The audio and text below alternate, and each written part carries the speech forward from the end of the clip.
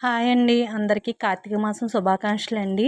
ఈ వీడియో వచ్చేసి మేము మొదటి రోజు మా వారు మాలేసుకున్న రోజు మేము ఇంట్లో పీఠం పెట్టుకొని అది ముందు వీడియో మీకు పెట్టాను కదండీ! ఆ రోజు పూజ అయిన తర్వాత వీడియో తీసింది. నేను కొంచెం లేట్‌గా పెడుతున్నాను ఏమనుకోకండి.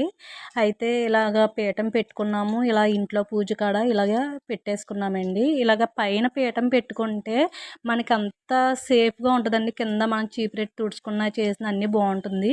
ఇదొచ్చి మా పూజ గదండి. ఈశాన్య మూల గది. మనకి వంటగది పక్కనే ఉంటుంది.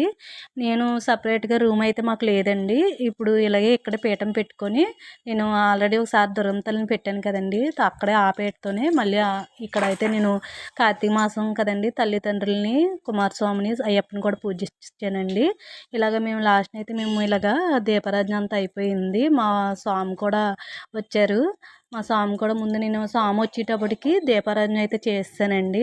ఎవరైనా సరే ఇంట్లో ఆడవారు స్వామి వచ్చేటప్పుడు దీపారాధన అనేది చేస్తూ వెలుగుతూ ఉండాలండి. స్వామి వచ్చాడు, మా స్వామి ఇదిగోండి వచ్చారు, దండం పెట్టుకున్నారు.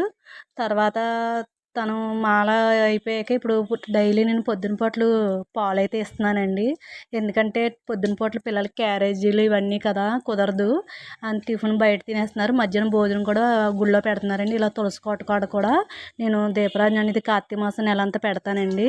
మా తులసమ్మ చాలా బాగా నాకు అసలు ఆనవాళ్ళు లేకపోయినా ఆ తల్లి అలా నిద్ర ఇవ్వకుండా ఉందండి. ఇదొచ్చి సాయంత్రం పూజ అండి. ఇలాగా ఫస్ట్ డే మాకు పొద్దున్న సాయంత్రం పూజ అయితే ఇలా చేసుకున్నామండి.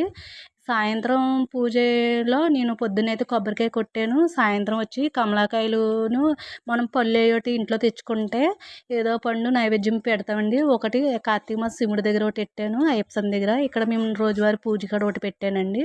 ఇలాగ మన దగ్గర సింపుల్‌గా కాయలైతే దొరుకుతాయి కదండీ! అవి ఫ్రూట్స్ బలంగా మనం రోజు నైవేద్యాలు చేయకపోయినా ఇలా ఫ్రూట్సే పెట్టయితే మనం దేవుడికి దండం అయితే పెట్టేసుకోవచ్చండి. నా వీడియో గాని మీకు నచ్చినట్లయితే ప్లీజ్ సబ్స్క్రైబ్ చేసుకొని ఒక లైక్